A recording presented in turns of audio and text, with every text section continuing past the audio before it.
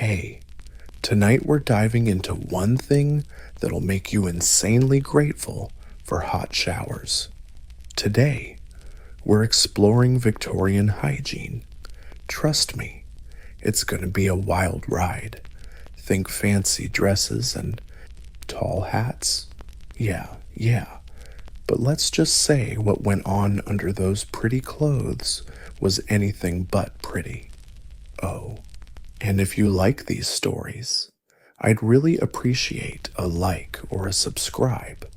I'm genuinely curious where everyone's tuning in from, so drop a comment with your location and local time. I'm always amazed how people worldwide doze off to this stuff.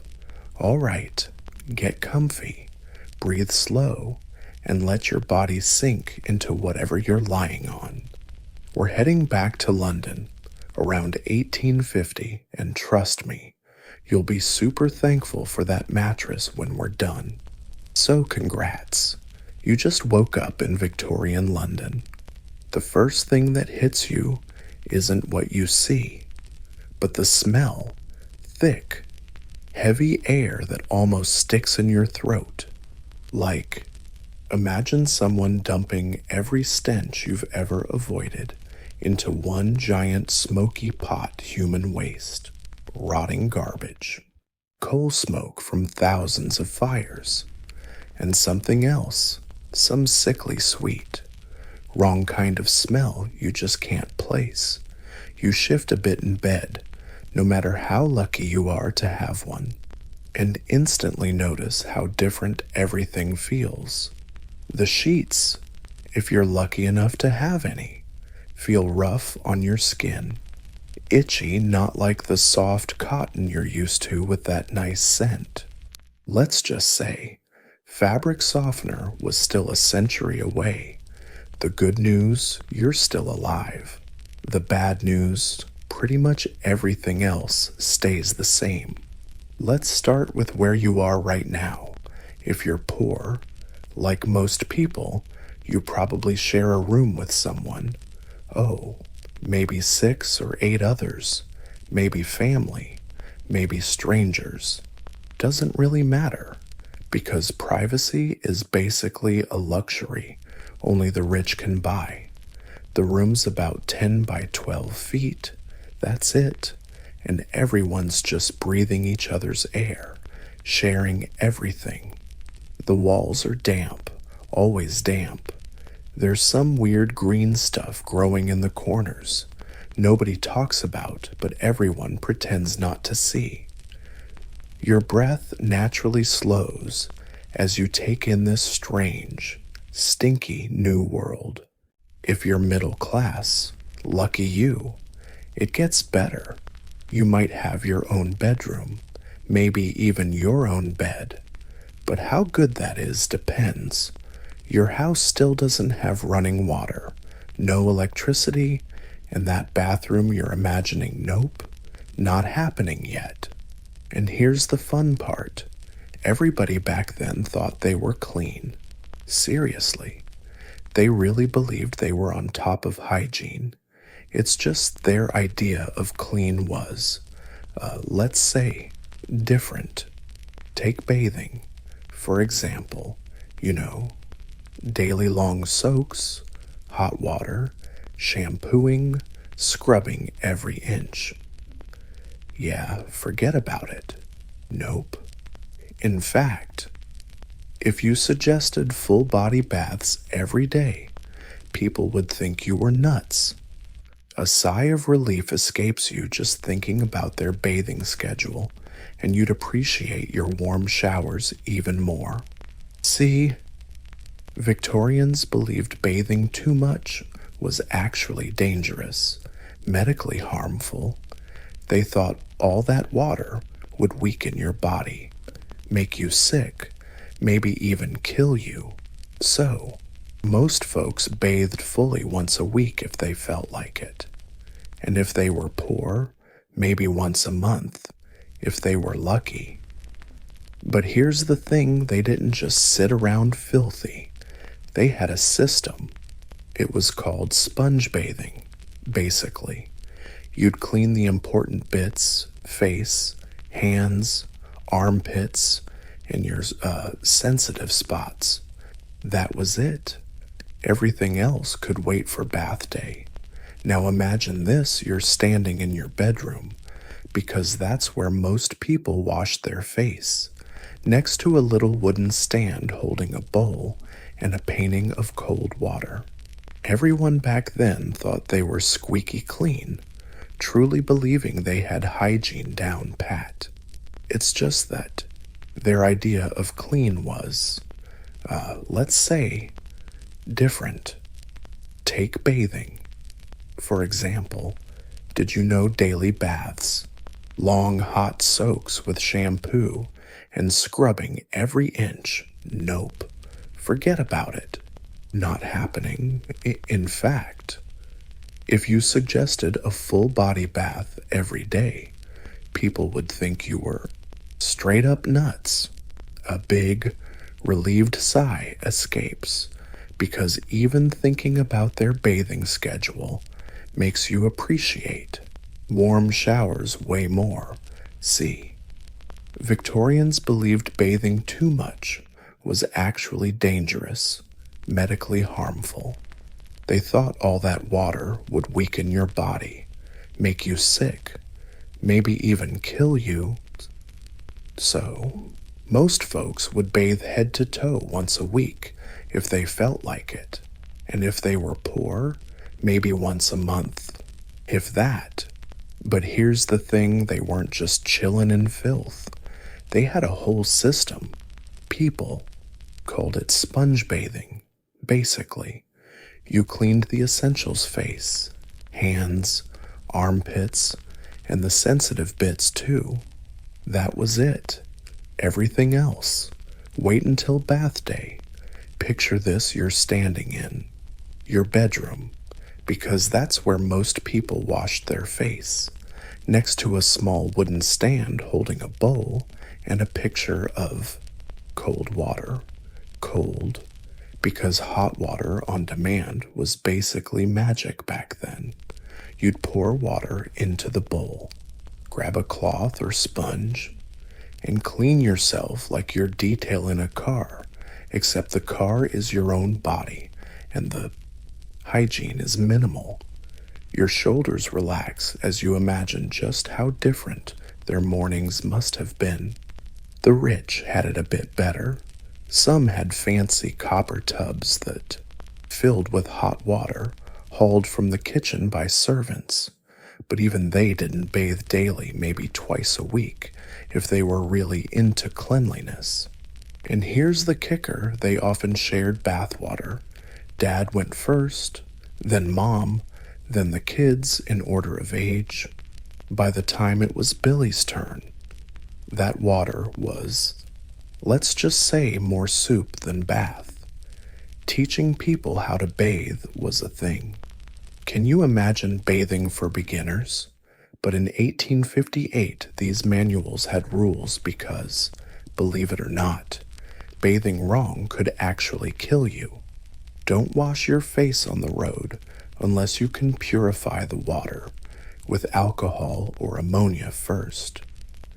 Take a Russian bath approach, wash with scalding hot water, then slap on ice-cold stuff to avoid wrinkles. Now get comfy, sink deeper into your bed. Honestly, their bathing advice sounds exhausting. Let's talk teeth. Oh boy, teeth. Toothbrushes existed but were super pricey. How to put this nicely? Not great. They had wooden handles and bristles made from stiff animal hair. Basically, you were brushing with a tiny brush that cost as much as a week's groceries. So what did the poor do? They got creative. Some chewed on celery sticks and hoped for the best. Others made toothpaste from chalk, soot, or cuttlefish bone powder. Yep, they literally shoved cuttlefish bone into their mouths. And if you had a toothache, good luck, dentists were rare. Instead, You went to the local barber or blacksmith, the same guy who cut hair and nailed horseshoes, and he'd poke around your mouth with whatever tool he had handy. No anesthesia, no training. Just pray it goes well and try not to scream too loud. One yawn and suddenly you're thanking modern dentistry. Shampooing was another adventure. Remember, no shampooing. So what did they use? Eggs. Ladies cracked eggs on their heads and rubbed the yolks into their hair like they were cooking breakfast on their scalps. Then they rinsed with water. That smell must have been something else. Other favorites included vinegar mixed with water, black tea, rum, or rosemary. Basically, if it was liquid in the kitchen, someone probably tried washing their hair with it. The rich might have fancier concoctions, but really, they just made shampoo from whatever was around. And get this, they might wash their hair just once a month. Women's hair was their pride and joy, styled elaborately and left untouched for weeks.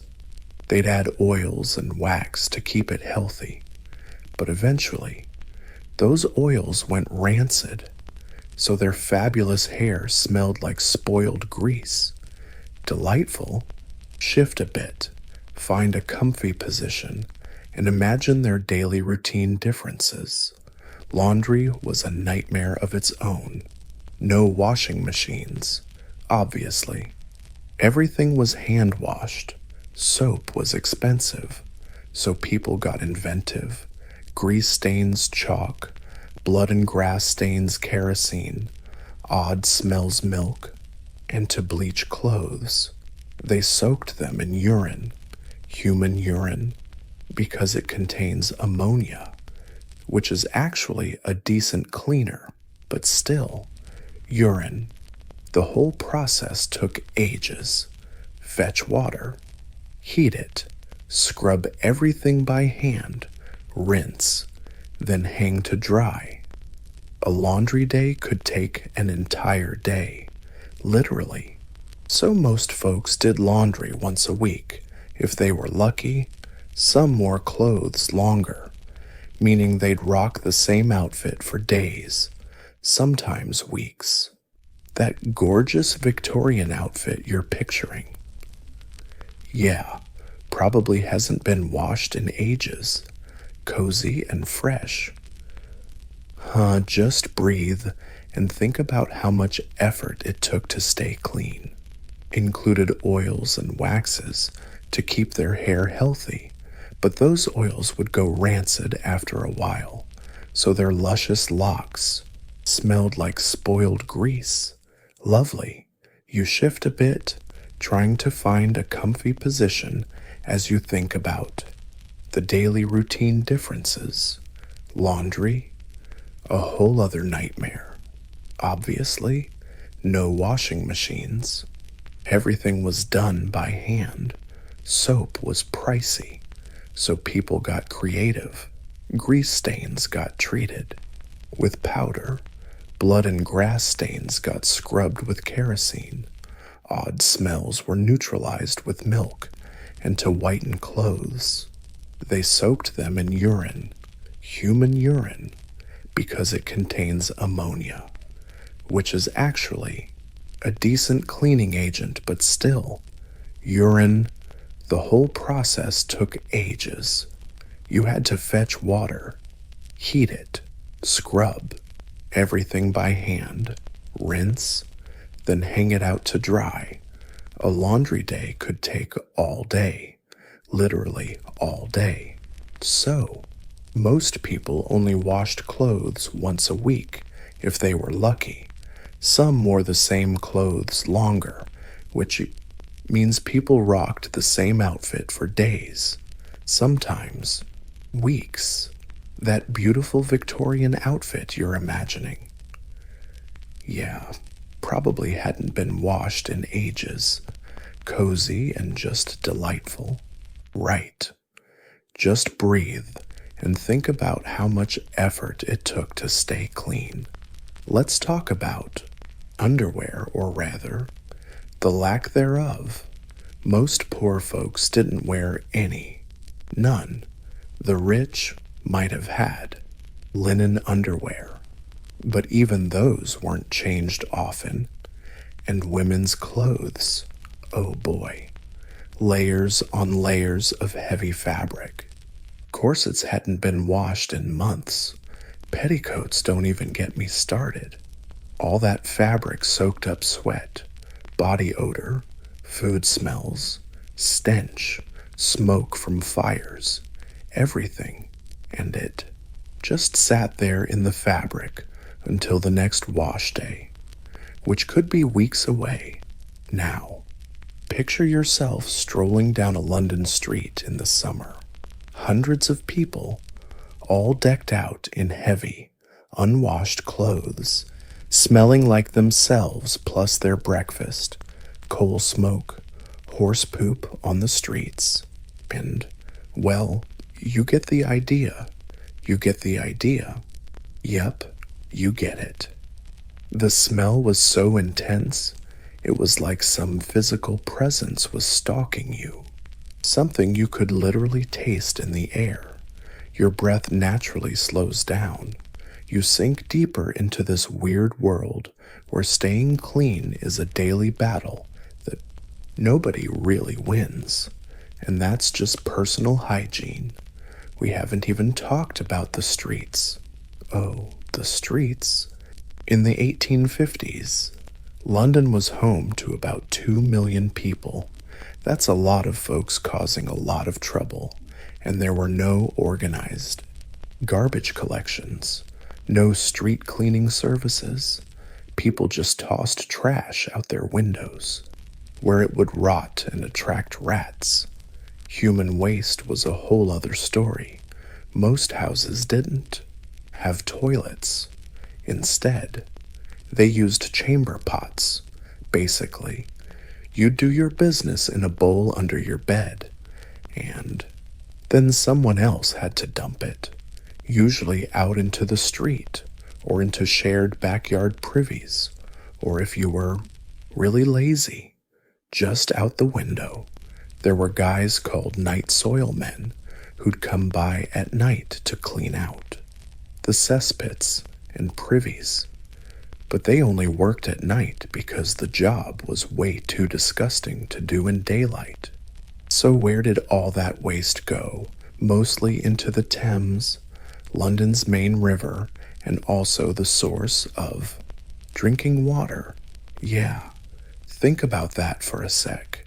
Sink deeper into your bed, relax your muscles, and try to imagine living in a world where the river you drink from is the same one everyone's dumping sewage into. Horses made it worse. London ran on horsepower. Thousands of horses pulling carriages, carts, buses, and yes, horses produce a lot of poop. It's estimated a single horse dropped about 35 pounds of manure a day. Multiply that by thousands of horses, and you get the picture. All that waste piled up on the streets. When it rained, filth flowed into dirty rivers. When dry, it baked in the sun and turned into dust clouds. Dust is, well, dust you probably don't want to breathe it in, but people did. They walked through it. They lived with it. They thought it was normal because everyone smelled the same. When everyone's environment is terrible, terrible becomes normal. That's it.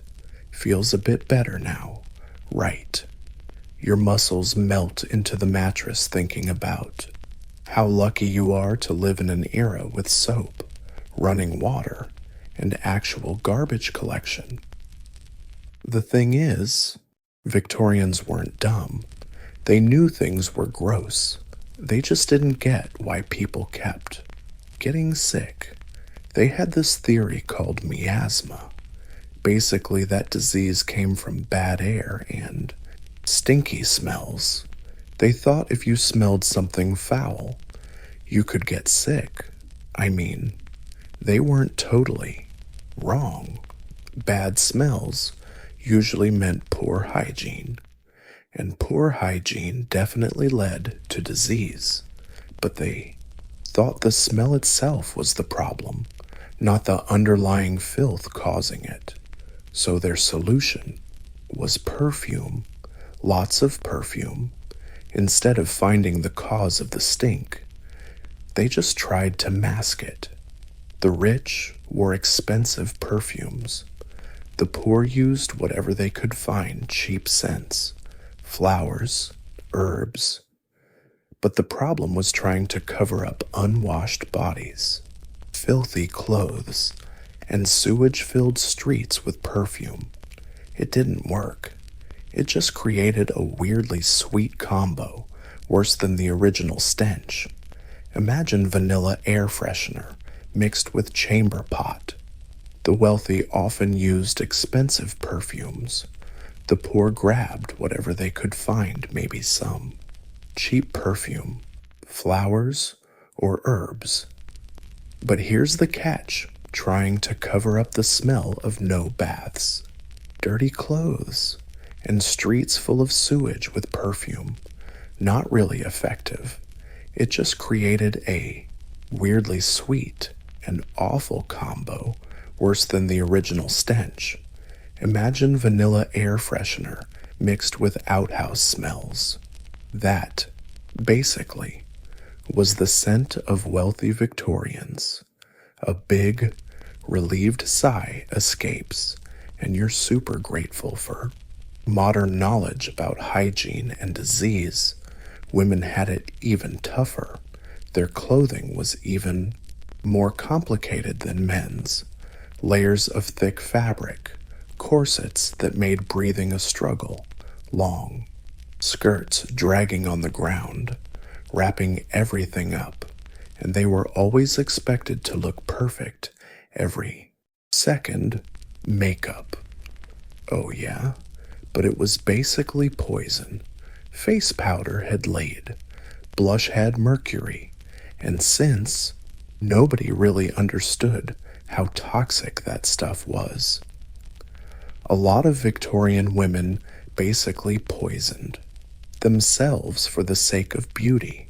Hair dye, even worse. There was this popular product called Paul's Hair Renewer, promising to cover gray and bring back youthful color. Guess what the secret ingredient was? Lead. People rubbed lead straight onto their scalps and then wondered why they felt nauseous all the time. Relax your shoulders. Let go of the stress.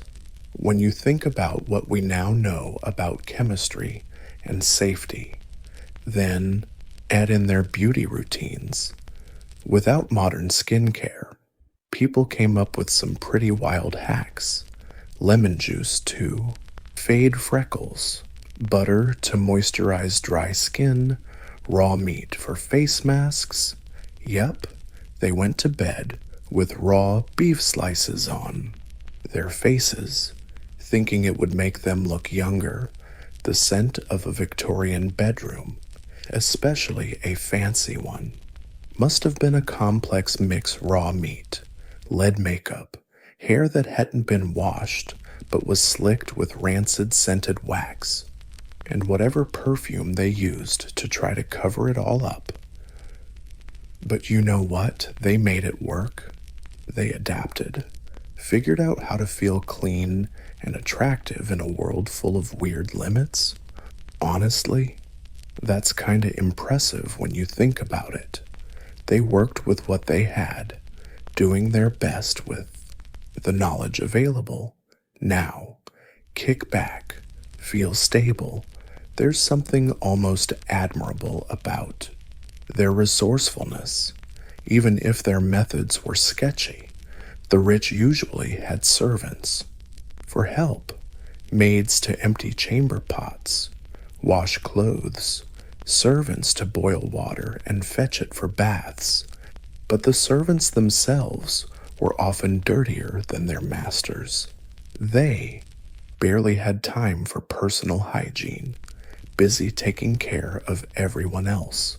The poor just did their best, sharing resources, helping each other out, and accepting that cleanliness was a luxury they couldn't afford.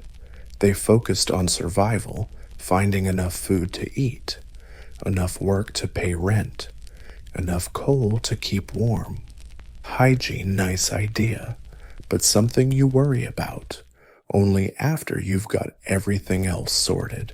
And around 1850 in London, most folks definitely hadn't figured it all out yet. Breathe easy and try to imagine navigating daily life in a world where everything was tougher, where bathing was an event that required planning, where brushing your teeth was a luxury, where staying clean was a constant battle against a filthy world. The funny thing is, they'd probably look at our modern obsession with cleanliness and think, we're nuts. Daily showers, changing clothes every day, washing hands multiple times. They worried that we were messing up our natural defenses, making our bodies weaker and more prone to illness.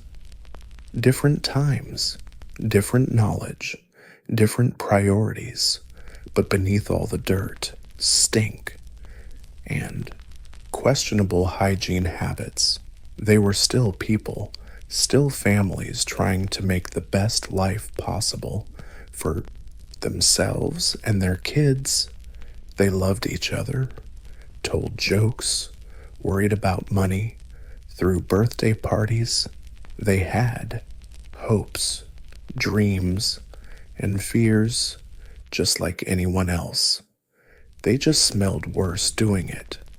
Dig deeper, feel the weight, the comfort spreading through your body as the weird world of Victorian London starts to feel more real, more human despite all its challenges and gross realities.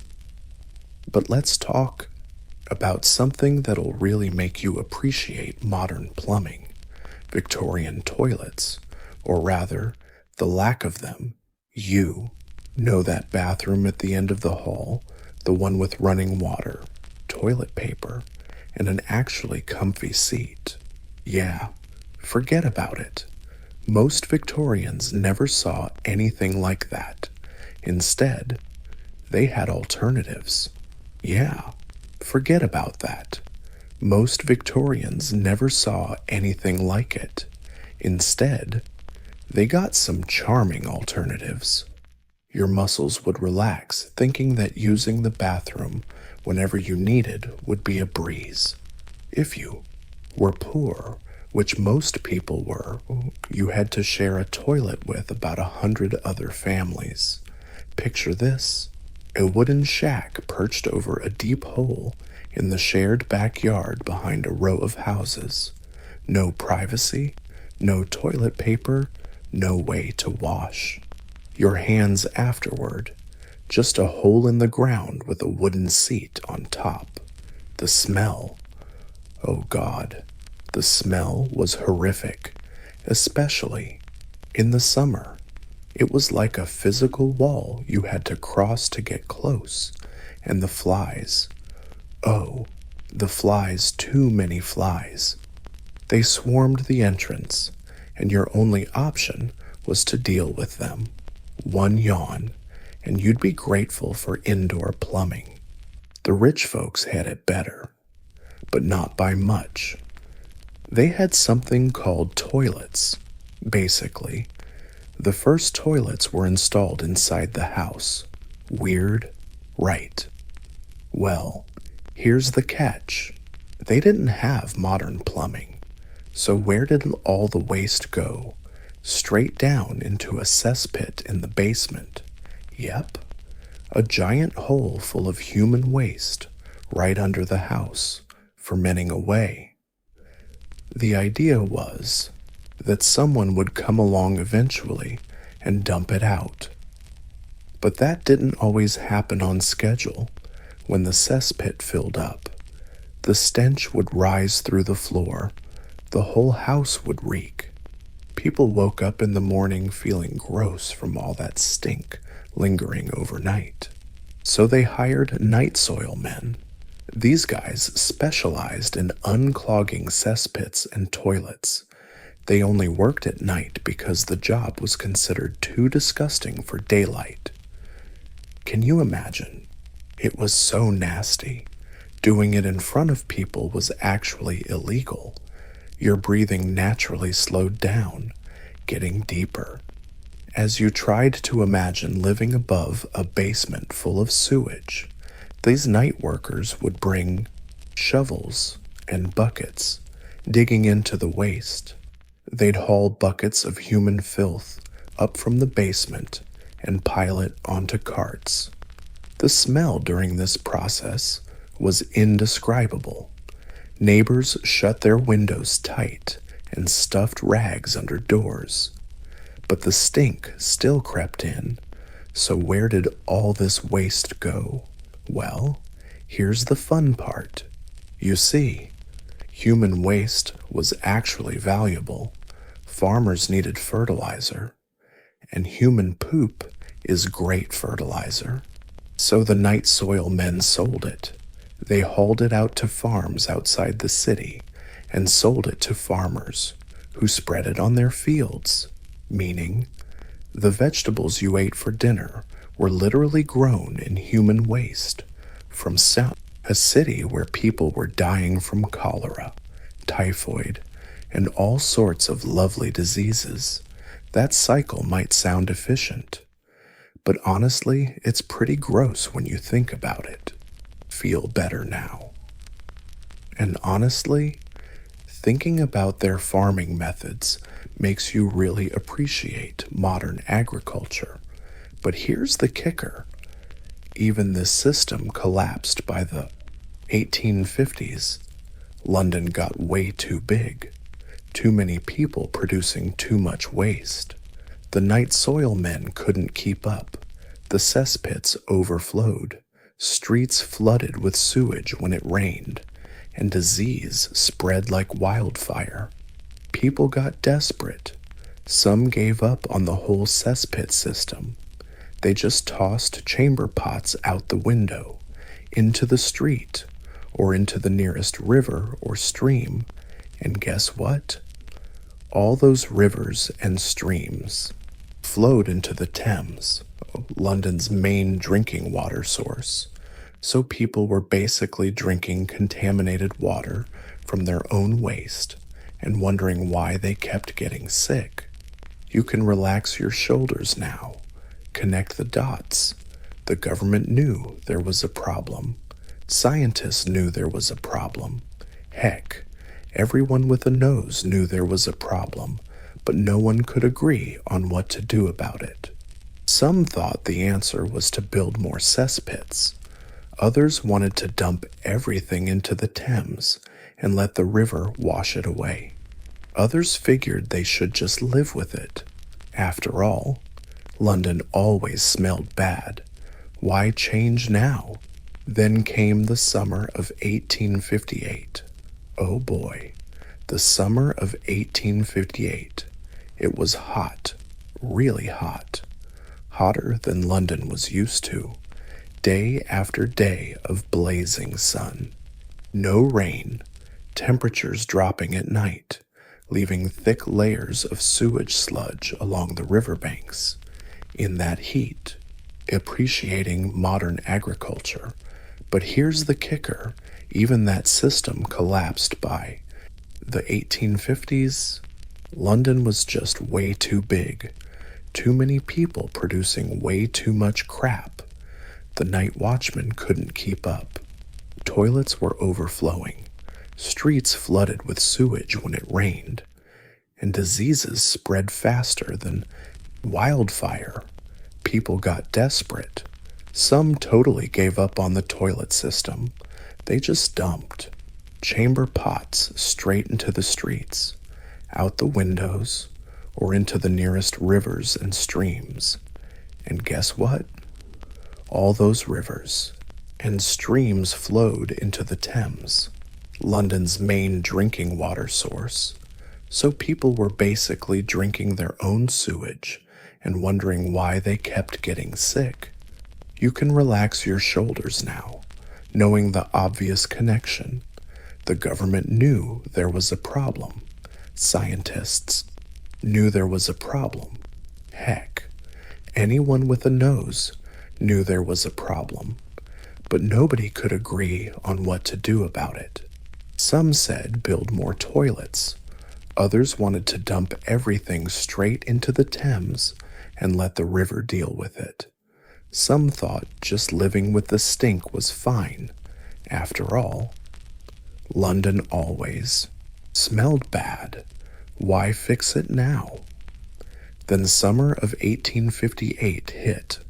Oh boy, that summer of 1858.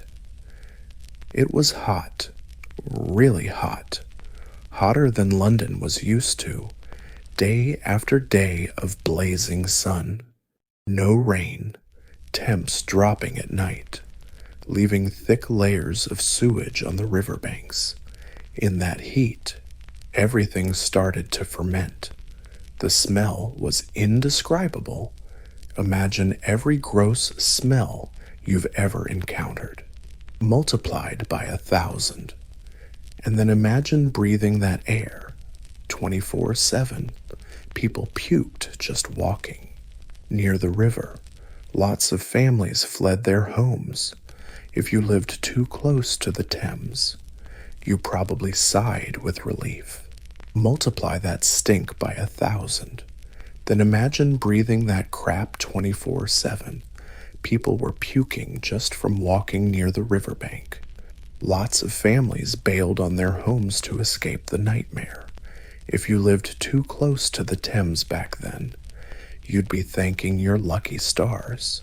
For modern sewage systems, the newspapers called it a horrific stench, and boy, they weren't kidding terrible in the absolute worst way. Charles Dickens even wrote about it, dubbing the river a deadly sewer instead of a refreshing waterway. Scientists took boats down the river, dropping white sheets into the water to check pollution levels. The paper disappeared instantly into the brown sludge mess. But guess what finally made the government act? The smell reached Parliament. See? The Parliament building sits right on the Thames bank. And in the summer of 1858, when they opened windows to air out the place, the stink just flooded in. Members of Parliament had to flee the chamber. They stuffed handkerchiefs over their noses and mouths, wincing in pain. They tried, pouring lime and chlorine on the curtains to mask the smell. Didn't work. They even considered moving the entire government out of Westminster. That's how bad it was. The horrible stench was so bad, they were ready to give up their fancy, newly built Parliament building rather than fix the problem. In the end, they decided to do something about the sewage system. That's it. Just sit back and think about how sometimes you need a crisis to force change. They put a guy named Joseph Bazalgette in charge of fixing London's sewage problem. Poor Joe. Can you imagine getting that job? Hey, Joe, we need you to figure out how to handle the poop of 2.5 million people, and we need it done yesterday. But Bazalgette was a genius. He came up with a seriously bold plan.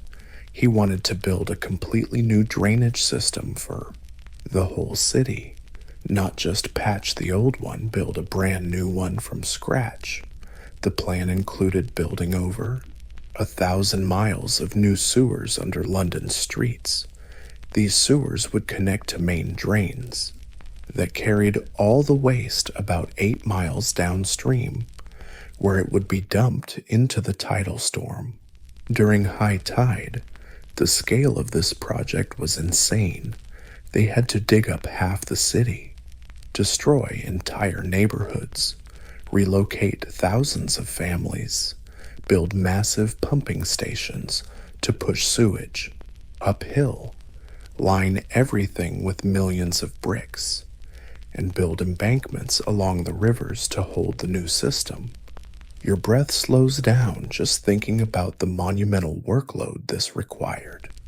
It took years of nonstop construction, constant noise, and chaos, streets ripped apart everywhere, the smell of cement and brick dust mixed with sewage stench, mud-covered workers, and worse dug, deep tunnels underground, and the cost, the cost, in today's money, we're talking billions of pounds, maybe even tens of billions. The government had to raise taxes, issue bonds, and borrow from banks. People complained non-stop about the expenses, but you know what? It worked. When the new sewer system finally went live, the change happened. Instantly. The stink vanished. The water began to clear. Disease rates plummeted. People could actually walk along the riverbank without getting nauseous. Like magic. So many years of living with that awful smell, then suddenly gone. Lie back deeper in bed. Feel that comfy weight.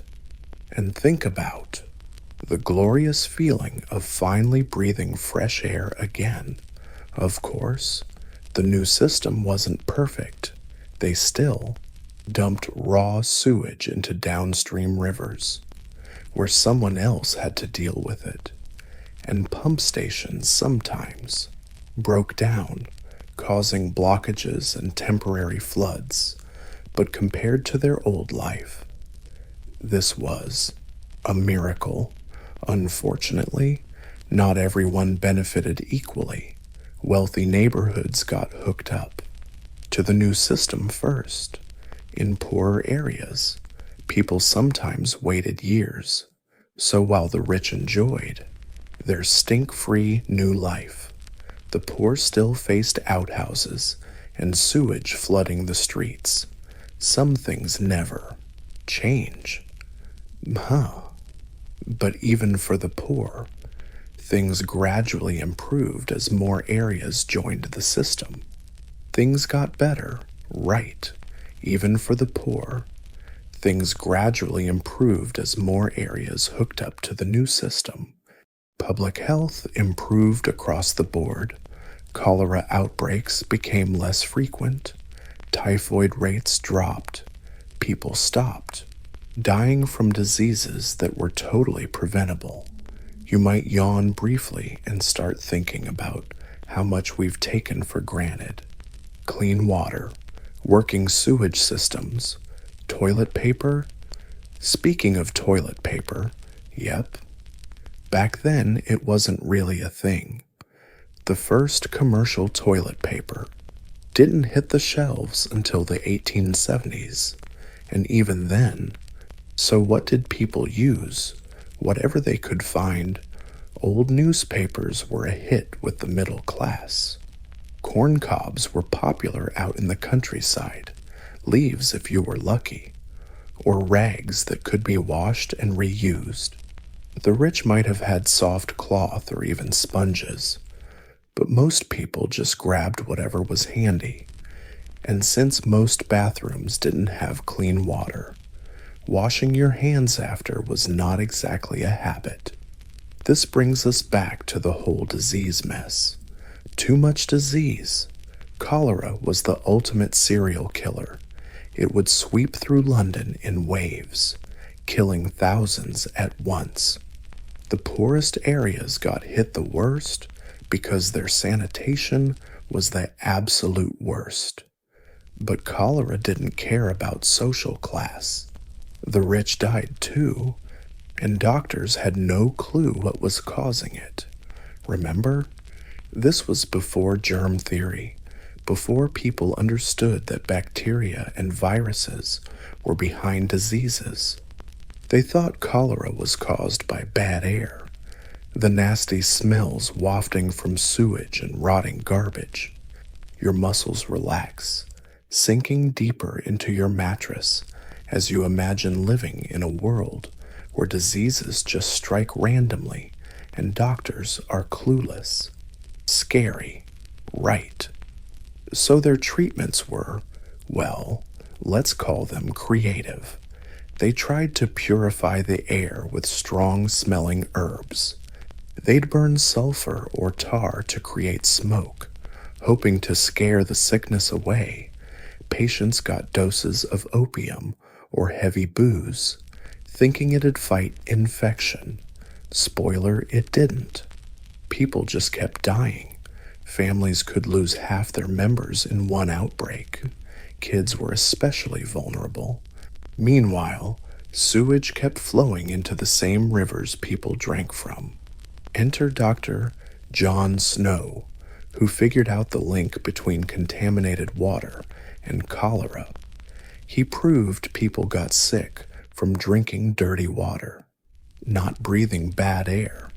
But nobody believed him. The medical community thought he was nuts.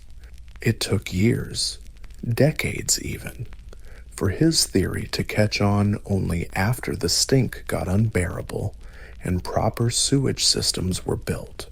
By then, thousands had died unnecessarily. You can breathe a sigh of relief and feel annoyed about knowing the fix, but not being able to convince anyone back then. Even after sewers were installed, old habits died hard. People were so used to tossing trash wherever it was easy, they kept doing it. Chamber pots still got dumped out the window. Garbage still hit the streets. Factory waste still flowed into rivers. It took a whole generation before folks really changed their ways, before they understood that where you dump your waste actually matters, that rivers aren't just convenient dumping grounds. They're the water source for everyone else. The new sewers helped, but they weren't a magic fix, more like a solid foundation for future improvements. And build they did. Over the next decades, London kept upgrading its sanitation. They added treatment plants, made better pumps, connected more neighborhoods, started managing factory waste better. Slowly, like glacially slow, London went from one of the dirtiest cities on the planet to one of the cleanest. You breathe deeper, feeling warm inside, thinking about this crazy transformation that happened in just a few decades. The irony. All this infrastructure, sewers, treatment plants, regulations is basically invisible to most people. You turn on a tap and clean water flows, flush the toilet, and waste vanishes. Walk down the street without smelling open sewers. A total solution. It was like a solid start, a foundation future generations could build on, and build they did. For decades after, London kept upgrading its sanitation. They added treatment plants, made better pumps, connected more neighborhoods. They started managing the kinds of waste plants could safely dump into the sewers. Slowly, very slowly, London transformed from one of the dirtiest cities on Earth into one of the cleanest. Your breath naturally deepens. A warm feeling settles in when you think about this incredible transformation that happened in just a few decades. Ironically, all this infrastructure, the sewers, treatment plants, the regulations, is basically invisible to most people. You turn on your tap and clean water flows out. You flush your toilet and the waste disappears. Walk down the street and you don't smell open sewers. We don't think about it because it just works. Because folks like Bazalgette did their jobs so darn well. To the point where we just take it for granted. But for Victorians, especially before the fancy new sewage systems, dealing with waste was a daily nightmare. Every trip to the bathroom was a challenge. Every sip of water was a gamble. Every breath came with a side of rot and disease. They had to live with it because, well, they had no choice because they didn't know any better, or that there might be alternatives. They just thought that's how cities worked. Feeling a bit more relaxed, muscles melting into the bed, and grateful for all the invisible infrastructure that makes modern life even possible. Even their clothes told stories about living in a filthy world. Dark colors were the go-to because they hid dirt better. Thick fabrics were popular since they survived wash after wash. Fancy patterns and decorations helped mask stains and spots. Fashion wasn't just about looking good. It had to look good while surviving in a world where staying clean was nearly impossible. Women's long skirts weren't just stylish, they were practical. They hid dirty shoes and socks.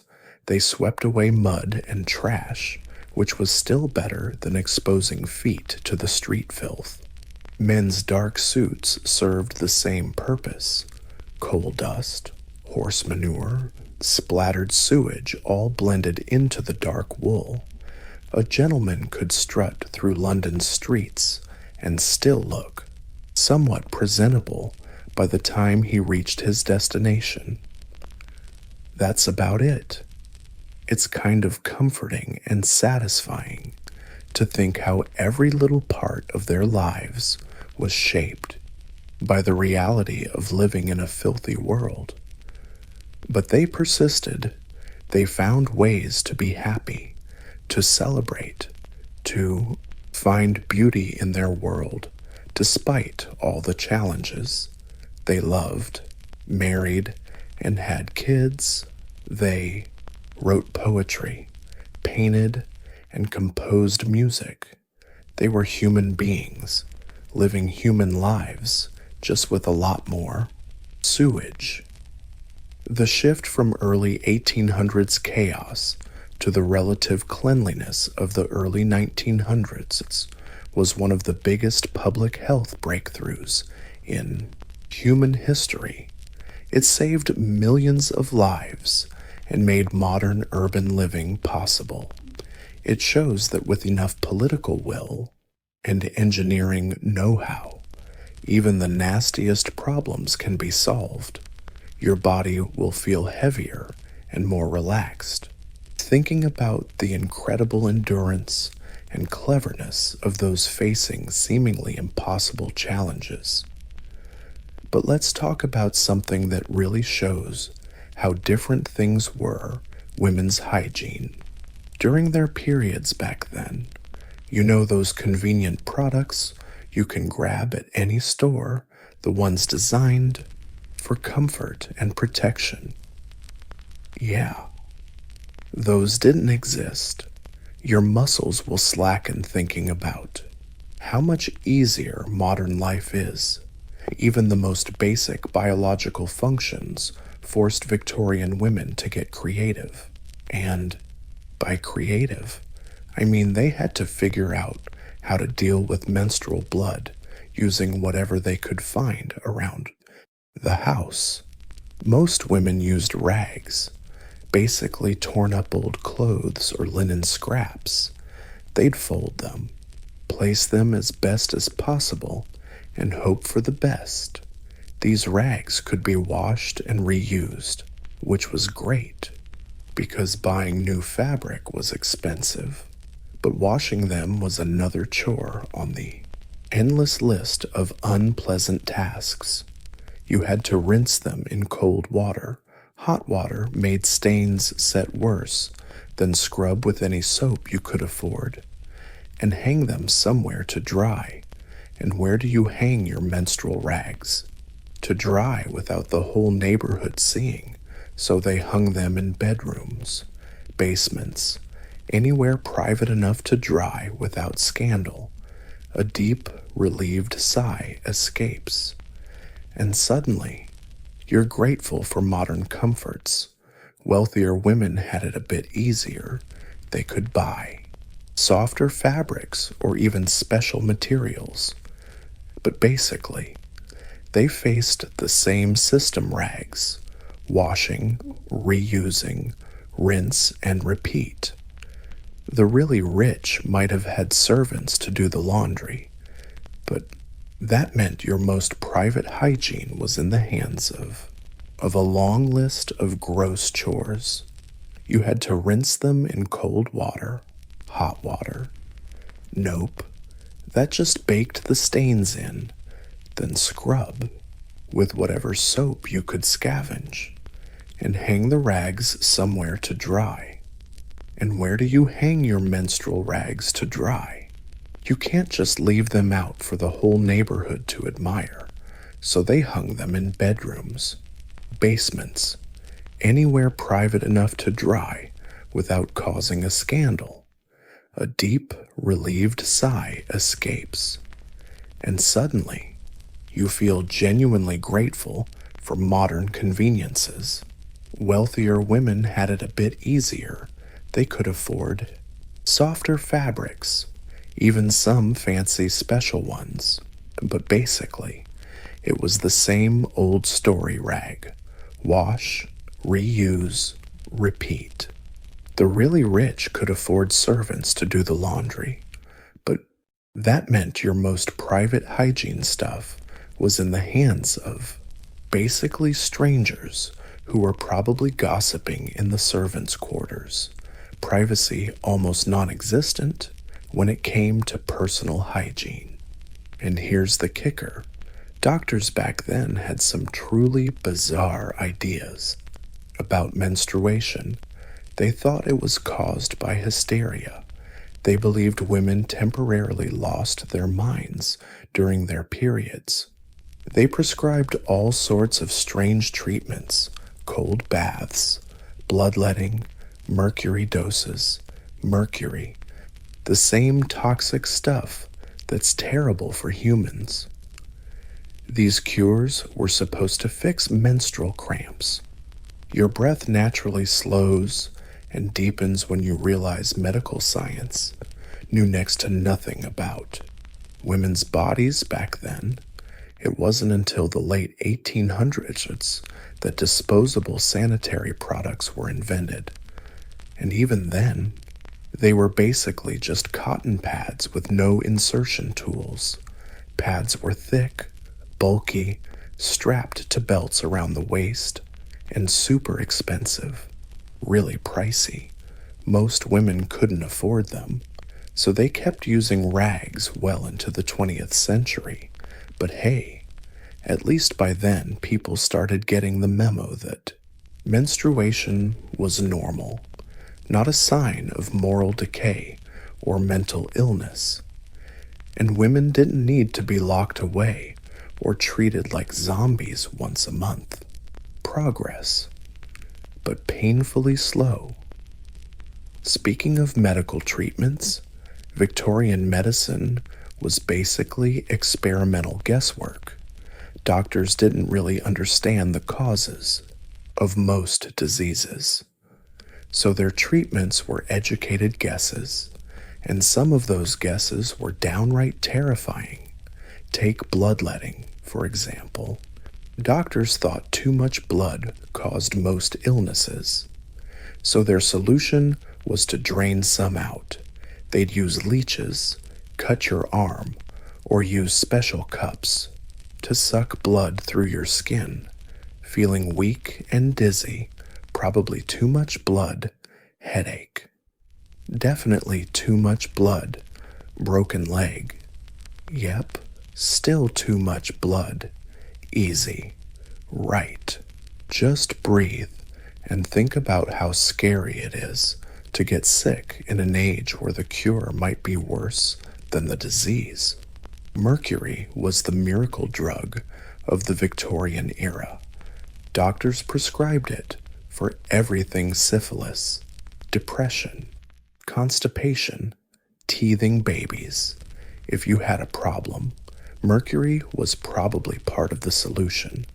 Of course, mercury is super toxic.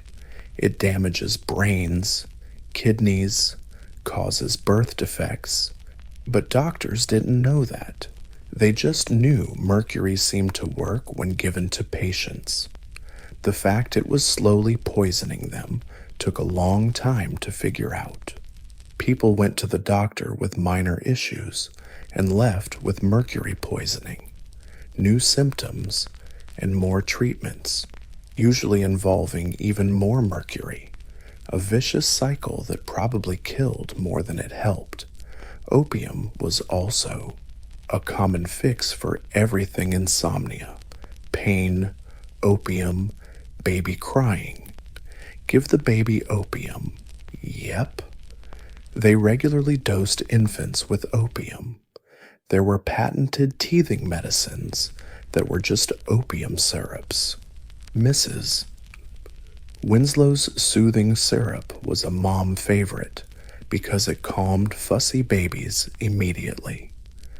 Relax your shoulders and realize how dangerous daily life was when nobody understood basic pharmacology. The problem was, opium worked. It eased pain, helped people sleep, calmed anxiety, but it was highly addictive. Victorian England had a serious opium addiction crisis, partly because doctors prescribed it for everything, and partly because you could buy it without a prescription at any pharmacy. You could stroll in and buy laudanum, basically liquid opium, just like you buy aspirin today. No questions asked. Housewives bought it for cramps and accidentally became addicts. Workers used it for back pain and couldn't stop. Kids got it for minor illnesses and became dependent before they could even walk. And nobody really understood why people kept wanting more and more of these drugs. Addiction wasn't well understood. People thought it was a moral failing, not a medical condition. Now breathe easy. Kids' teething syrup was basically just opium syrup. Mrs. Winslow's soothing syrup was a hit with moms because it calmed cranky kids instantly. You relax your shoulders, realizing just how dangerous daily life was when no one understood basic pharmacology. The problem was opium worked. It eased pain, helped people sleep, calmed anxiety, but it was also super addictive. Victorian England faced a serious opium addiction crisis, partly because doctors handed it out for everything, and partly because folks could buy it over the counter at any pharmacy. You could stroll in, grab laudanum, which was basically liquid opium, just like you buy aspirin today. No prescription, no questions. Housewives took it for period cramps and accidentally got hooked. Workers used it for back pain and couldn't quit. Kids got dosed for minor illnesses and got dependent before they could even walk. And nobody really understood why people kept wanting more of this stuff. Addiction was still a mystery. People thought it was a moral weakness, not a medical condition. Now, muscles could finally relax. When you think about medical progress, surgery back then was basically a death sentence. Until the late Victorian era, there was no anesthesia, and even when they had it, it was risky and unpredictable. Most surgeries were done with patients wide awake, held down tight while surgeons worked as fast as humanly possible. Imagine tooth pulls, amputations, or can you imagine pulling teeth, chopping off limbs, or removing tumors while fully conscious and feeling every single thing? They'd hand you a leather strap to bite down on and a shot of whiskey. That's basically how they managed pain. Surgery was basically a last-ditch effort before death, and even if you survived, infection was pretty much guaranteed. Doctors didn't get the memo about washing hands or sterilizing tools. They'd go straight from poking dead bodies to cutting open live ones without wiping off their hands. Hospital infections killed more people than the original injury or illness.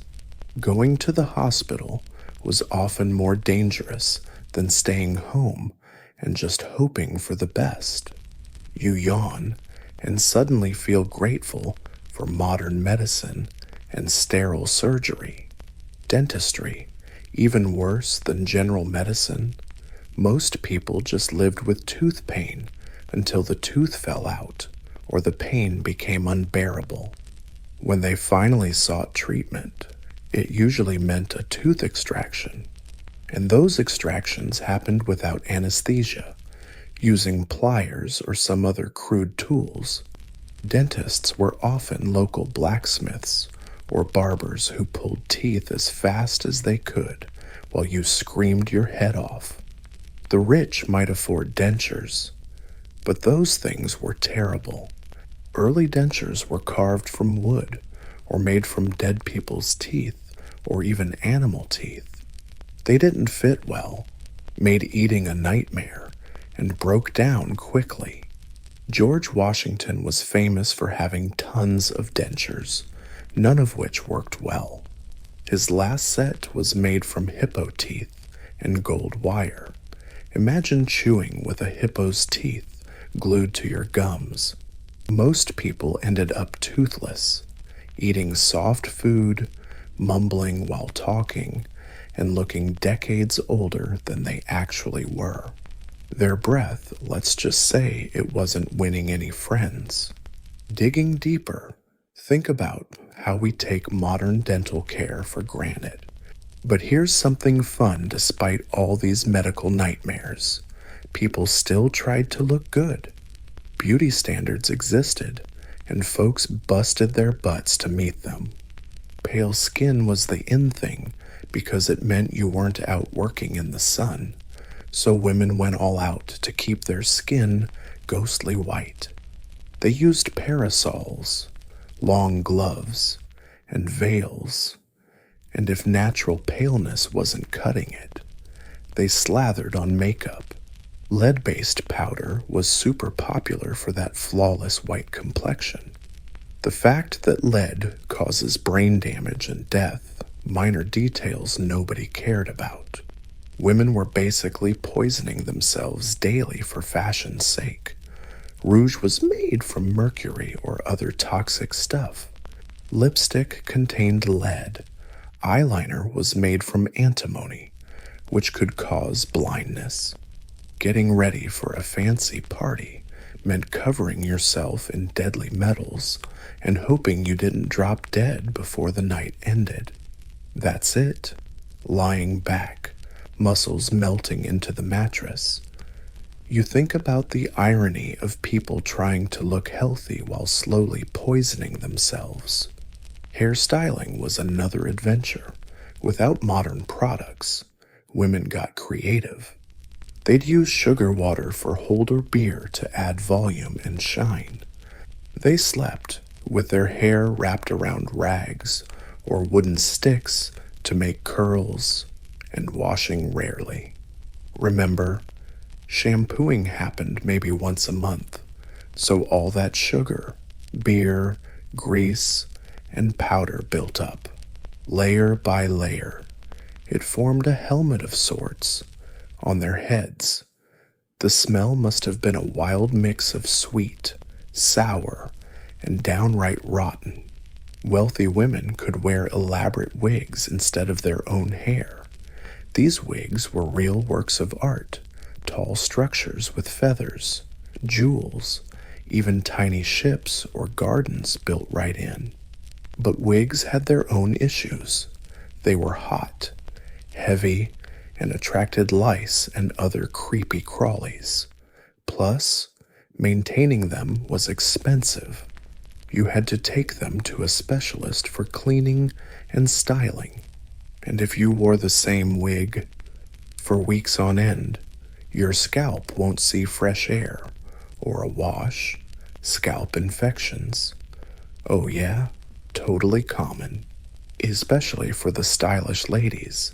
Your body feels heavy and itchy, which only gets worse when you imagine wearing a bug-infested wig just to look fashionable. Guys have their own grooming nightmares too. Shaving was done with straight razors, basically.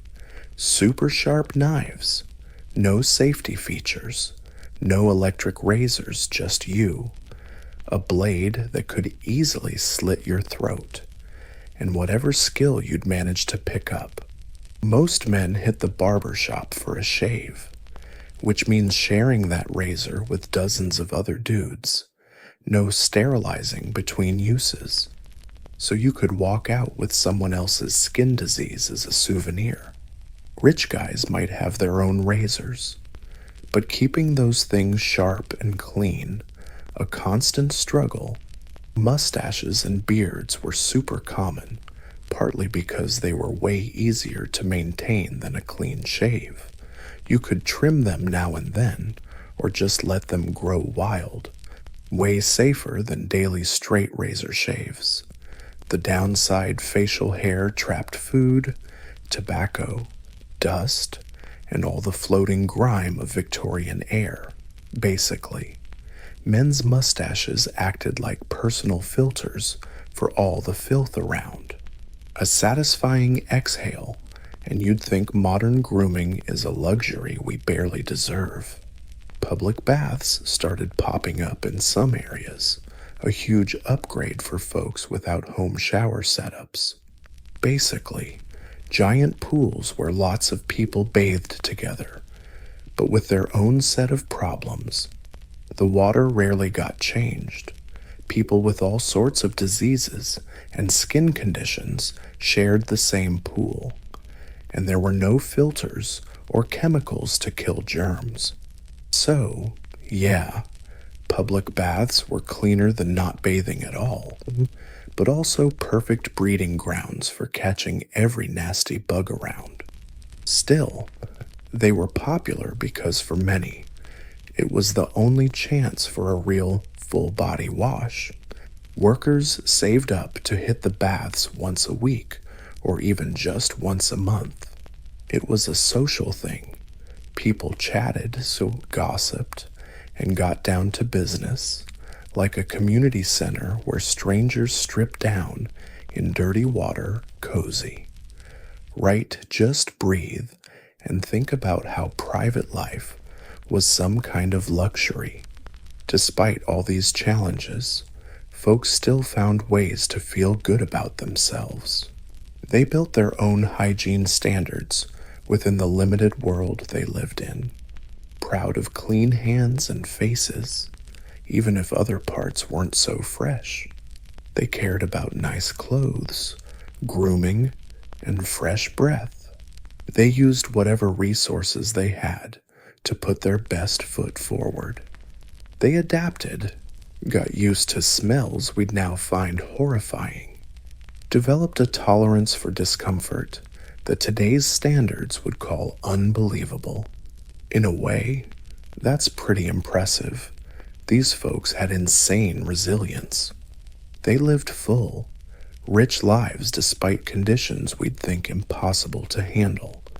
Your muscles relax a bit more as you think about human adaptability and bounce-back power.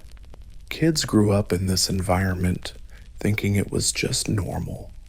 They played in streets full of trash and sewage, helped with laundry, bathroom trips, and all the less glamorous chores, yet still found ways to be kids playing games, telling stories, laughing with friends.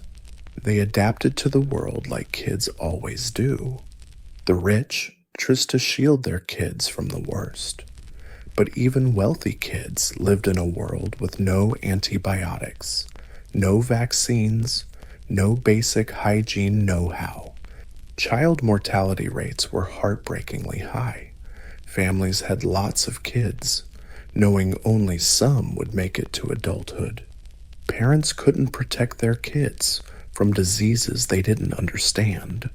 No antibiotics, no vaccines, no basic knowledge of hygiene or disease prevention. Child mortality was heartbreakingly high. Families had lots of kids, knowing only a few might survive to adulthood. Parents couldn't protect their kids from diseases they didn't understand, yet people still loved, married, and had families. They still celebrated holidays and birthdays.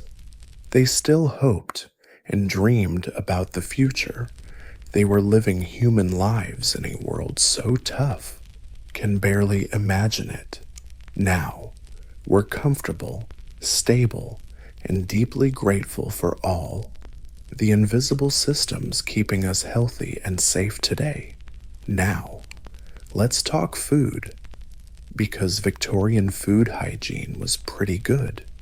And honestly, you could probably lose a ton of weight eating like a Victorian. Not because the food was good for you, though, health, but because you'd be so scared you wouldn't dare eat most of that food. Your muscles relax just thinking about a clean, safe fridge. In the kitchen, stocked with non-lethal food.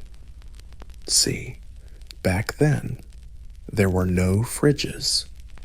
The best people could do was an icebox. But ice was expensive and hard to find.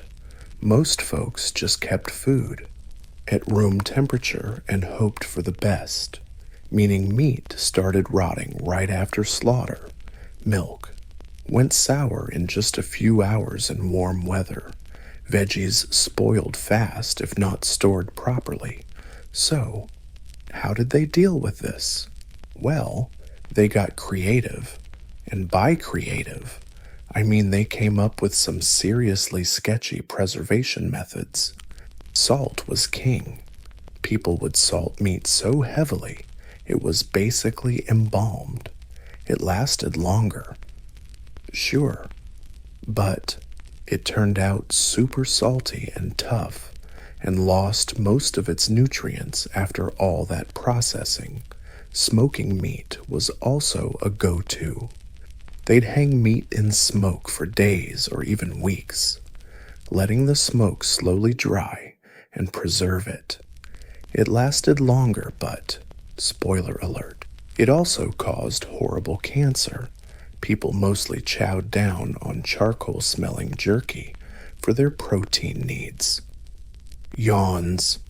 And you're really grateful for modern food safety laws now. Right pickling was another option. They'd soak veggies in vinegar or brine for months. Everything got pickled: cabbage, onions, eggs, even meat. Acid killed bacteria and preserved food, but it also made everything taste like vinegar. Imagine eating pickled stuff for months on end. Poor stomach. And then there was the truly desperate method. Just eat spoiled food and hope it doesn't kill you. Meat would turn green, get heavily spiced, and cooked well. Milk would curdle, turn it into cheese. Bread got moldy, so you'd cut off the worst parts and eat the rest. Humans developed iron stomachs out of pure necessity. They had no choice. The alternative was starving to death. Your breath naturally slows and deepens when you think about how much we take food safety for granted. But here's the real scary part. People had no clue what was safe to eat and what wasn't.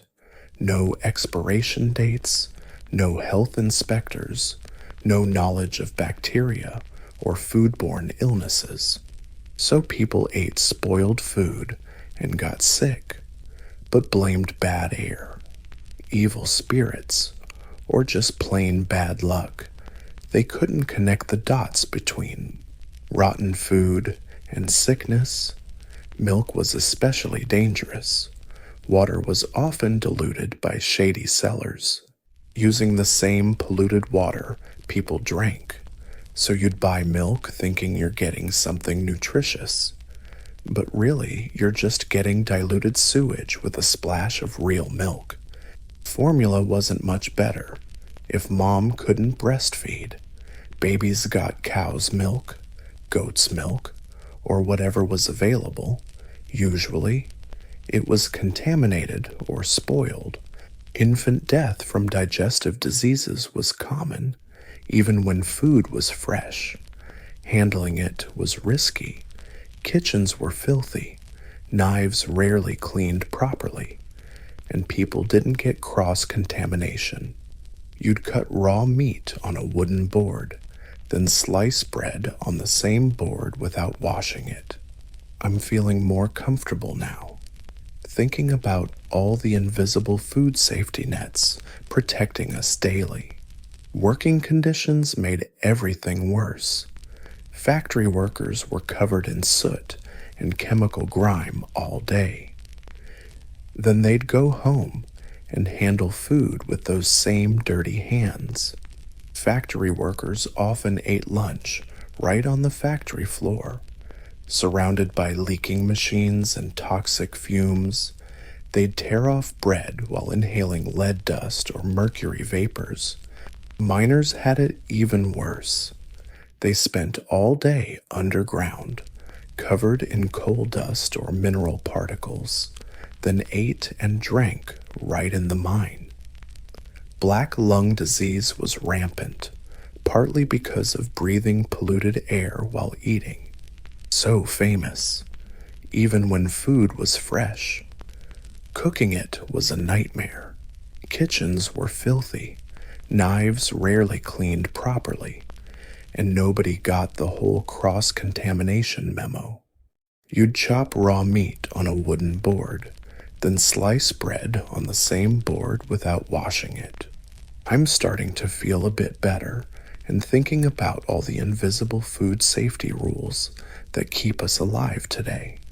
Working conditions made everything worse. If you worked in a factory, you'd be covered in soot and chemical gunk all day long. Then you'd go home and handle your food with those exact same filthy hands. Factory workers often ate lunch right on the shop floor, surrounded by machines leaking oil and spewing toxic smoke. They'd tear off a piece of bread and chow down while breathing in lead dust or mercury fumes. Miners had it even worse. They spent all day underground, coated in coal dust or mineral particles, then ate and drank right there in the mine. Black lung disease was super common, partly because of breathing in polluted air while eating. Farmers had their own gross reality, handling fertilizer all day, both human and animal poop. Remember, they'd eat lunch with those same hands. No wonder diseases spread like wildfire in the countryside. People didn't connect hygiene with health. They thought illness was punishment for bad morals, bad luck, or supernatural forces. The idea that washing your hands before eating could prevent disease mind-blowing and revolutionary. Relax your shoulders. Let your stress melt away. When you think about how basic hand washing saved millions of lives, even the rich had a hard time. wrapping their heads around it. Food safety problems. Their chefs might have had fancy training, but they still worked with spoiled ingredients and polluted water just like everyone else. The rich could afford a more varied diet, but variety doesn't always mean safe. They imported weird foods from other countries' stuff that spent months rotting in ship holds without refrigeration. Tropical fruits decaying from inside out, spices crawling with bugs and mold, and Victorian-style fancy dinners that dragged on for hours. Food sat out at room temp the whole time. By the 7th or 8th course, they were basically eating science experiments. Plus, the wealthy had this bizarre obsession with foods they deliberately thought were gross. They'd chow down on canned meat that's basically any meat ground up, mixed with fat and spices, jarred, and left to ferment. They thought fermented food was sophisticated. They'd even eat cheese filled with maggots and call it a delicacy. Just breathe in and relax.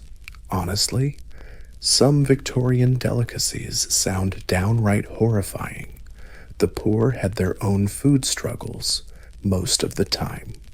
They couldn't afford fresh meat or veggies, so they bought whatever was cheapest, usually whatever was about to spoil and no one else wanted. There were markets specializing in old food, meat going bad, bruised or rotten produce, expired dairy products. The poor mostly shopped there because, well, that was all they could afford. And street vendors. Oh boy, street vendors sold food left baking in the sun all day, covered in flies, dust, and who knows what else. Meat pies made from mystery meat, milk in filthy containers, bread with more sawdust than flour, but everyone was hungry, so they ate whatever was edible. A big sigh of relief, and you're thinking about food insecurity, making every choice feel like a gamble. Alcohol was often safer than water, leading to some interesting drinking habits. People commonly drank beer or wine with every meal, kids included, not because they wanted to get drunk. The thing was, fermented drinks were less likely to make you sick than contaminated water. So Victorian kids often started their day with a small beer, low alcohol, considered a breakfast beverage. Workers would drink beer all day to stay hydrated. Even infants sometimes got diluted booze instead of water. This led to a society where mild intoxication was basically the default state for many folks. Not quite drunk, but not fully sober either. And honestly, it probably made the daily stench and discomfort a bit more bearable. The spice trade thrived partly because spices helped cover up the taste of rotten food. If your meat was bad, you just sprinkled on pepper and cinnamon and hoped for the best. Strong flavors masked the rotten smell. That's why Victorian cooking used way more spices than earlier times. It wasn't just about flavor, it was survival. Take a deep breath, settle into the story, and think about how every part of life was shaped by the constant threat of disease and filth. Public health measures were practically non-existent. No health inspectors checking restaurants or food vendors.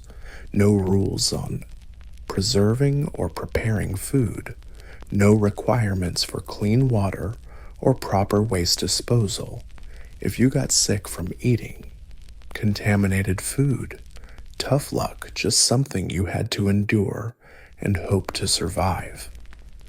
The first food safety laws didn't come until the very end of the Victorian era, and even then, they were weak and ineffective. It took not just flavor, but survival on the line. Take a deep breath, sink into the story, and imagine how every part of their lives was shaped by the constant threat of disease and filth. Public health measures were basically non-existent. No health inspectors checking restaurants or food vendors, no rules about how to store or prepare food, no requirements for clean water or proper waste disposal. If you got sick from contaminated food, tough luck. You just had to suffer through it and hope you survived. The first food safety law didn't get passed until the very end of the Victorian era, and even then it was weak and ineffective. It took decades of lobbying by reformers and scientists to convince the government that food safety actually mattered. Before that, buyers were basically on their own. If a seller wanted to sell you rotten, fly-infested meat, well, that was perfectly legal. If a baker wanted to mix sawdust into bread to make it cheaper, no problem. Fraud was everywhere. In the food industry, milk was watered down, beer was watered down, bread was mixed with chalk or alum to make it look. People paid for food expecting to get healthy, not poison, and there was no way to check any of this, no way to know what you were actually eating. You just had to trust the seller wasn't trying to kill you for a quick buck. Now relax, loosen up. When you think about the rules and oversight on every bite we eat today, rich folks tried to protect themselves by hiring food tasters or buying from trusted sellers, but even that wasn't foolproof. The rich got food poisoning too. They just had better health care when it happened. The poor often had no choice but to eat whatever they could afford, even if they suspected it was contaminated. Better to risk getting sick than starve. And kids, they were especially vulnerable. Their developing immune systems couldn't handle the constant barrage of polluted food and water. Child death rates from digestive diseases were among the top killers. Parents often watched their kids get sick from the food they provided, but there was nothing they could do. Clean, safe food was a luxury most families couldn't afford. Slowly improving food safety at the end of the Victorian era probably saved more lives than any other public health measure. When folks finally trusted that their food wouldn't kill them, overall health shot up. But it took decades of science, political lobbying, and public pressure to make that happen. Even then, progress was slow and uneven. That's it. Really stable now. Think about how many invisible systems work together to keep us safe and healthy. Personal hygiene standards also started improving slowly, but change was gradual. The rich led the way, partly because they could afford soap and clean water, and partly because society expected them to keep up appearances. Middle-class families started bathing more often, maybe twice a week instead of once. They started changing clothes more frequently. They invested in better soap and beauty products, but old habits die hard. Even rich families who could bathe daily often didn't, because they'd been told too much bathing was unhealthy, and the poor, the poor were still struggling. to survive. Working 14-hour shifts in factories just to afford food makes buying soap and taking time to bathe feel like an insane luxury, but society's attitude toward cleanliness was shifting. Cleanliness was linked to morality, respectability, and success. Dirty people were seen as lazy or immoral, no matter their actual circumstances. This created pressure to appear clean, even when you couldn't actually be clean. People washed hands and faces, kept their outer clothes as clean as possible, and hoped nobody noticed everything else.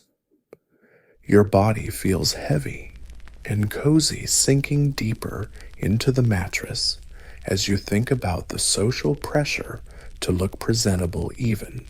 When basic hygiene was a struggle, the invention of cheap soap helped a lot. Early Victorian soap was expensive and harsh, made from animal fats.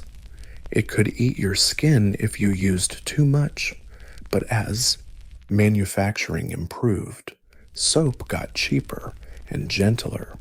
Companies started marketing different soaps for different purposes. Gentle soap for the face, heavy-duty soap for laundry, medicated soap for skin problems. This was a revolution. For the first time, ordinary people could afford various soaps. They could choose products tailored to their needs instead of just grabbing whatever was available. Less like poison. This was truly a revolution. For the first time, ordinary folks could actually afford various kinds of soap. They could choose products tailored for their needs instead of just grabbing whatever random soap they could afford. Advertising played a huge role in changing hygiene attitudes. Soap companies started running campaigns linking their products to beauty, health, and social success. They'd show before and after photos of people looking healthier and happier after using their soap. They spun elaborate tales about the social perks of being clean. Sure, these ads seem ridiculous today, but back then, they actually worked. They helped build a culture where being clean was seen as important, desirable, easy, and comfy just by breathing it in. And think about how marketing totally flipped the cultural script on hygiene. Medical knowledge was slowly catching up too. The idea that germs caused disease, not just bad air, was creeping into the medical community. This led to new advice about hand washing, wound care, and general cleanliness. Doctors started telling patients to wash their hands before eating, keep wounds clean and covered, and avoid sharing eating utensils. Sounds basic now, but back then, it was revolutionary. People had never linked personal hygiene with disease prevention before. Hospitals started basic hygiene measures.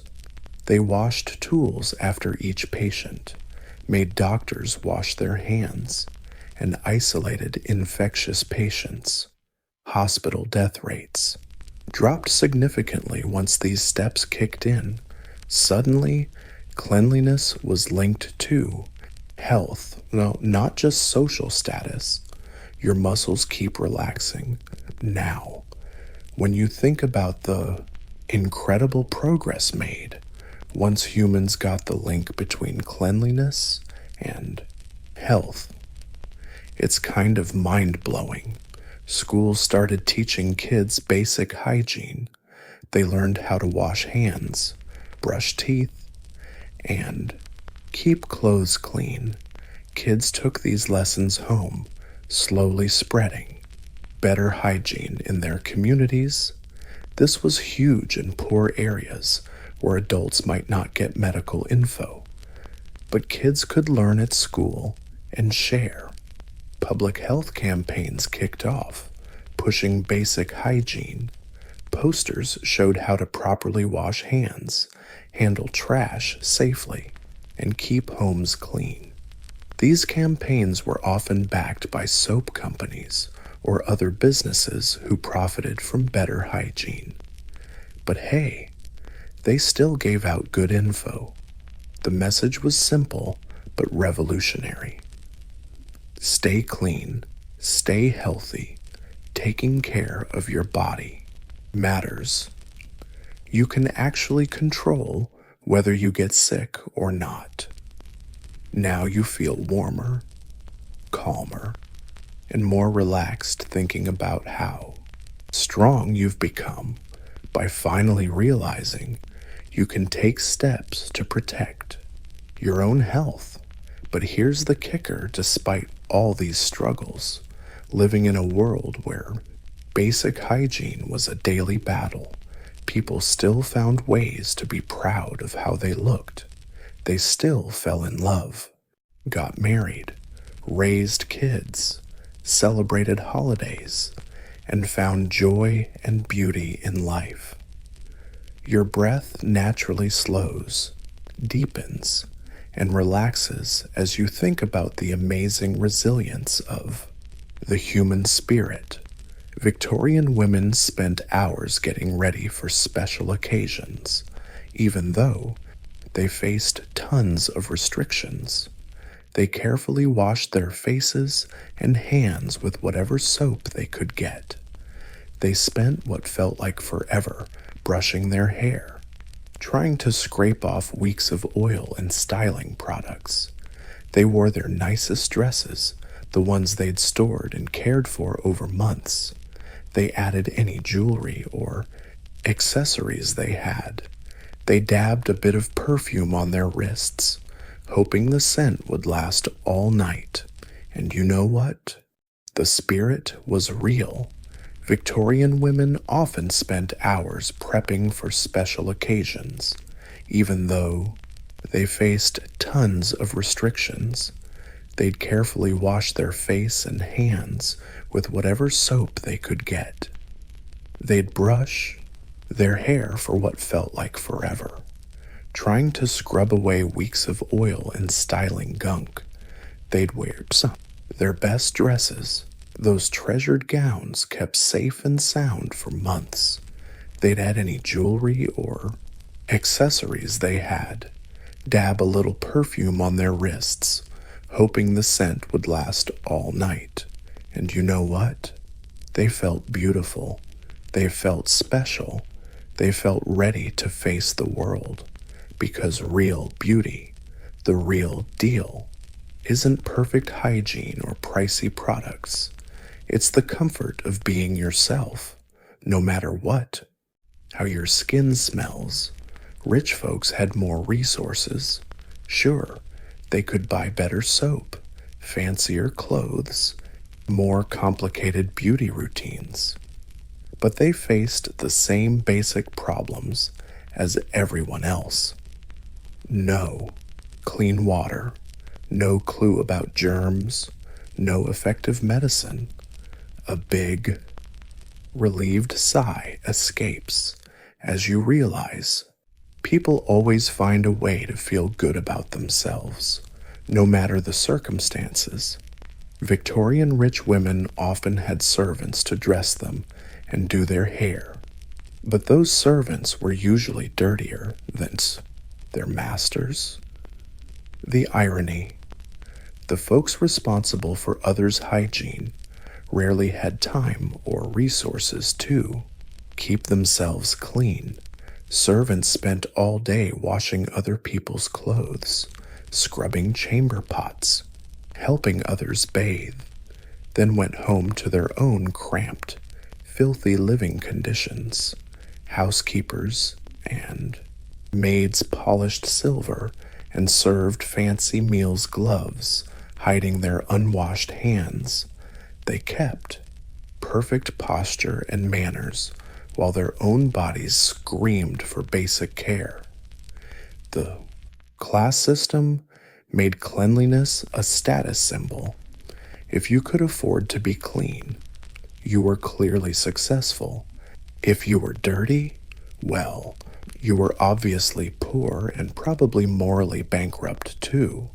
This put serious pressure on the working class to at least appear clean, even if they couldn't truly be clean. They obsessively washed hands and faces, kept their ragged clothes as neat as possible, hoping no one looked too closely.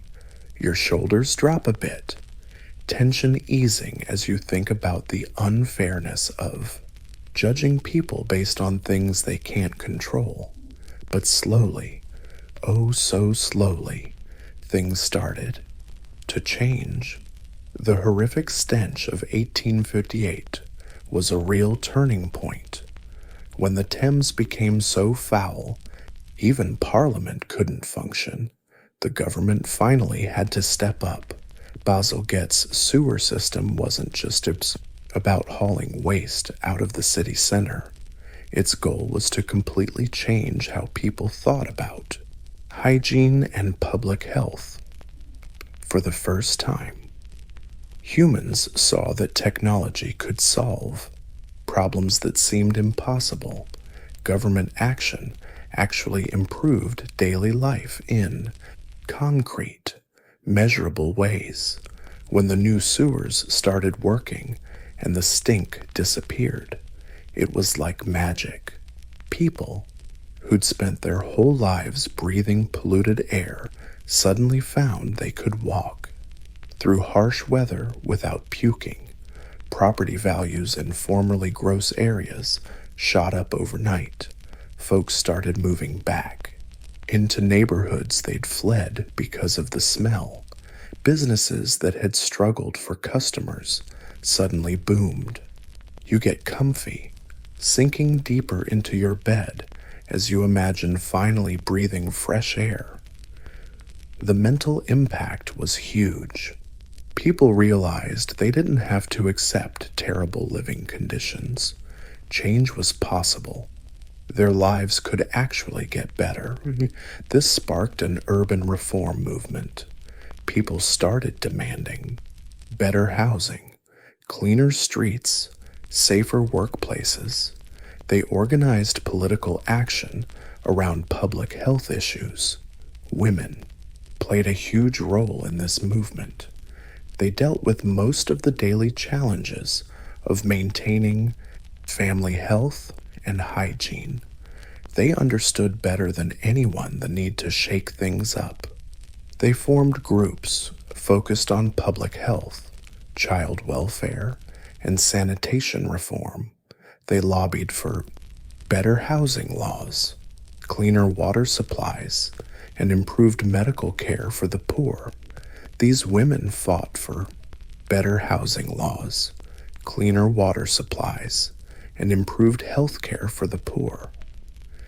These women fought for basic human dignity, the right to live in conditions that don't make you sick, the right to raise kids who could survive into adulthood. Your breath slows down, steady and calm, as you think about that. The kind of guts it takes to fight for change in a world that's dead set on staying exactly the same. Science was catching up too, thanks to folks like Louis Pasteur, who started proving that diseases weren't just random bad luck. This was a real game changer. For the first time ever, humans could actually understand why they got sick and what to do about it. Washing your hands went from a nice social habit to a medical must. Cleaning wounds became a survival issue, not just a cosmetic one. Proper food storage and prep could literally save lives. The impact, mind-blowing. Poverty didn't have to mean sickness anymore. With the right knowledge and basic resources, people could actually improve their health big time. Of course, putting this knowledge into practice took a while. Old habits die hard. Many folks clung to traditional disease explanations well into the 20th century, but slowly, ever so slowly, the message spread. Schools started teaching basic hygiene. Doctors began stressing prevention alongside treatment. Public health campaigns pushed hand washing and cleanliness. Now, your eyelids are probably getting heavy. That warm, sleepy feeling creeping in as you think about this slow but steady march toward a cleaner, healthier world. Change isn't just about hygiene, it's about hope. For the first time in generations, people could realistically expect their kids to have better lives than their own. Child mortality rates began to drop, and people started living longer.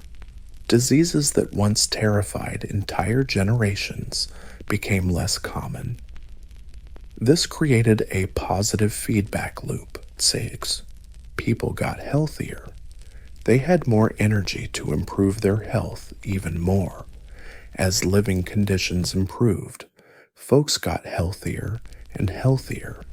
The rich always led the way, as usual, but improvements gradually trickled down to the working class. Better soap became affordable. Basic health care got easier to access. Public health measures protected everyone, no matter their social status. By the end of the Victorian era, London had transformed from one of the dirtiest cities on earth into one of the cleanest. Cleaner air, safer water, less polluted streets. People could stroll the city without worrying about stepping on something gross or breathing in filth. They could drink water without wondering if it would kill them. They ate with confidence, knowing it wouldn't make them sick.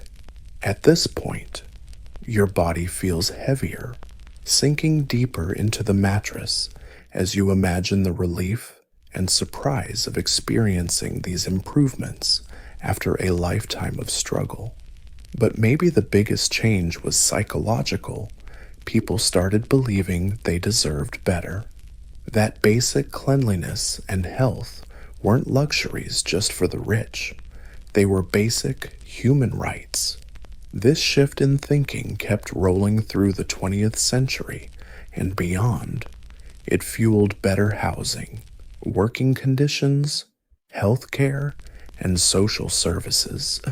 The Victorian sanitation revolution was really about human dignity, the radical idea that everyone, no matter their class or bank account, deserved living conditions that supported their health and happiness.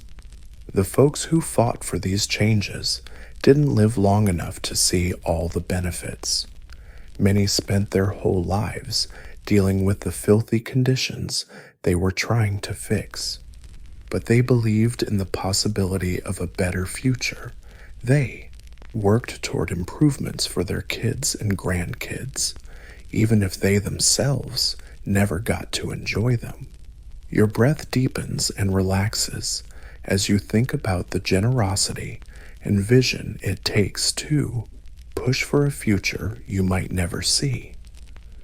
There's something genuinely touching about people struggling to survive while spending time and energy supporting changes that might not help them at all. Housing, working conditions, healthcare, and social services. The Victorian Hygiene Revolution was really about human dignity. This radical idea that everyone, no matter their social class or economic status, deserved to live in conditions that supported their health and happiness. The people pushing for these changes didn't live to see all the benefits. Many spent their entire lives dealing with the filthy conditions they were trying to fix, but they believed in a better future. They worked toward changes that would help their kids and grandkids. even if they themselves never reaped the rewards. Your breath deepens, relaxes as you think about the selflessness and vision it took to fight for a future they probably never saw. There's something genuinely moving about people struggling just to survive, yet still spending time and energy backing improvements that might never help them. They understood that everyone's health is connected, that disease doesn't care about class lines, that improving living conditions for the poorest among us would eventually benefit everyone. The Victorian era taught us even the toughest problems can be solved with determination, scientific know-how, and political will. The Great Stink looked like a total nightmare. How do you clean up centuries of filth in a city bursting at the seams? But guess what? They figured it out, built infrastructure that's still kicking today. Cholera outbreaks seemed unstoppable, a mysterious disease killing thousands without warning. But they found the cause and cooked up prevention plans that saved countless lives. Your eyelids are getting heavier now, that cozy, sleepy feeling spreading through your body as you think about the amazing progress people made by working together towards a common goal. Think about your own life for a second. That shower you took this morning, the clean clothes you're wearing, the safe food you ate, the medicine you took when you were sick. All of that exists because Victorian reformers refused to accept that things had to stay terrible, because those living in awful conditions didn't settle for the status quo.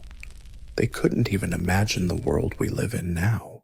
Antibiotics curing diseases that once killed millions. Water treatment plants delivering clean drinking water to entire cities. Food safety rules stopping most of the daily health hazards. But they dreamed of a cleaner, healthier world, and they took the first crucial steps to make that dream real. Right now, your body feels completely relaxed, cozy, and comfortable on soft sheets, thinking about humanity's long trek of progress. We're still wrestling with many of those old challenges. Clean water and sanitation remain issues in many places. Poverty still makes people sick. Social inequality still messes with health outcomes. But we've learned a lot. We understand what totally baffled them. We have tools and tech they couldn't even dream of. And most importantly, we have their example. We know change is possible, even for the toughest problems, if we keep at it with grit, creativity, and hope. Your breathing is slowing down, getting deeper and more peaceful as you lie on your clean, safe bed. Think about how your nighttime routine differs from theirs. You brush with safe, effective toothpaste and a soft brush. You wash your face with gentle soap and clean water. You wear fresh, nice-smelling pajamas. You can drink tap water without fearing cholera. You eat without wondering if you'll get sick. You sleep on clean sheets, in a room with fresh air, in a house with proper plumbing. All these simple daily comforts represent hard-won victories in the long fight for health and human dignity. The Victorians who fought for these improvements would be shocked and thrilled to see how far we've come. They'd probably be surprised by our hygiene habits, but totally get why they matter. Your eyelids are heavier now.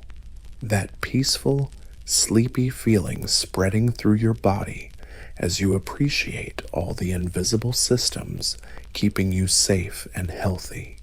You're lying on a clean bed, breathing fresh air, In a warm room free of sewage smells, smoke, or stench, your body is clean and comfortable.